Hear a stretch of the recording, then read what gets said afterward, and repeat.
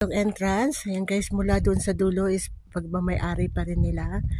So ito guys, yung papasok siya sa castle. Ayan guys, yung castle. Ito naman guys, yung bahay na tinirhan ng mga caretaker nila noong bata pa yung mga amo ko. This is empty na siya ngayon kasi malalaki naman na sila. So walang nakatira dyan sa bahay na yan. So ayan guys, yung castle. Ito guys yung pinaka Tore niyan. So, pupuntahan din natin yan guys later on. So, ito guys yung mga parking lot nila. Diyan guys yung papasok. Ito naman guys yung kung makikita nyo yun dito is ito guys yung pinaka-garden nila. Saka kung makikita nyo sa loob niyan guys is yung watchtower. Parang ano nyo sa movie guys na yung parang sila pumasok may watchtower siya. So, dyan yung guys. Papakita ko sa inyo later on.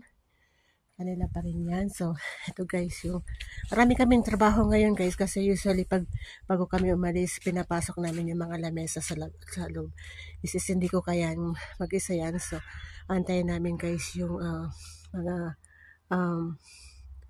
anak ni Lola pa para maayos namin. So, ayan guys, luma na yung actually guys, natatanggal na, nahuhulog na yung mga bubong-bubong niya dun sa taas. So, hindi ko alam guys kung hanggang kailan nila ano to kasi yun daw keep ano niya is super mahal.